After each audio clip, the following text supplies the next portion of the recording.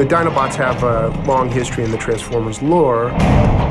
Once our artists here at ILM began to hear that the Dinobots would be in the movie, there was really a palpable excitement about it. They were really thrilled to start building them. When we started in on the Dinobots, obviously we're starting with a lot of concept designs, pieces of artwork that we're trying to recreate inside the computer. As we were working on them, a lot of challenges came in. Chief among them was just the scale of them. And they're huge, they're massive. We've actually made them bigger than what they were in the concept art, because when we first put Optimus Prime riding Grimlock, it was kind of silly looking, so we made the dinosaurs bigger. And in turn, since we made the dinosaurs bigger, we had to make their robot forms bigger when they were barbarian.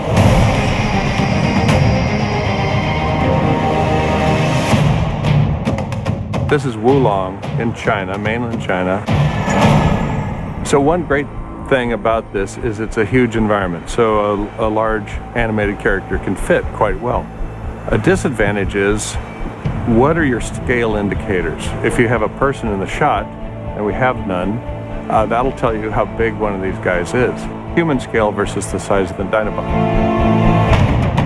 But trees and plants and things like that, we're going to utilize that as much as possible so that the audience knows how big these things are. I think we've established in previous films how big Optimus is, so we generally know he's 20-something feet. But as you can see, you look at a great big stone wall in the background, and you have something large in front. You don't really know how big that is. So that's a challenge. Another one of the responsibilities we had was to convey a sense of weight and massive presence of these Dinobots, especially when Optimus Prime slugged Grimlock. He went flying through the air and sent up a wall of dirt. And it was that CG dirt that made Grimlock feel really heavy. With a Transformers movie, from the very beginning, we're looking for real visual moments that are going to feel new and fresh with these unbelievable characters that are in this unbelievable world. Early on, we talked about kind of a Western motif and the idea of a cavalry charge for the end of the movie. But a cavalry charge that you'd never seen before in any movie ever. It's just like you'd see something that was shot in Monument Valley, where John Wayne would be on the horse galloping along, and you've got the camera following him and the horse head. Well, now we've got Grimlock, the dinosaur head, with Optimus Prime riding along, and it's like classic Western shots, only it's a robot on a dinosaur.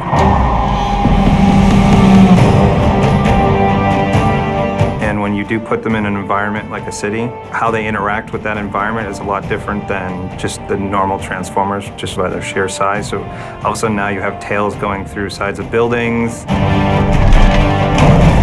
They're running down the street, and with their claws we're being asked to kind of crack up the concrete and help meld them into that environment a little bit more versus, you know, a typical Autobot running down the street might not destroy or crack up or pulverize the environment that they're in. You know, one challenge is also to, in the heat of a heavy action sequence, is in a quick shot to read the story and be able to tell who is who, basically. For that reason, each of the Dinobots has a little bit of a different tint or hue in their base metals that make it easy to really read in just a quick cut.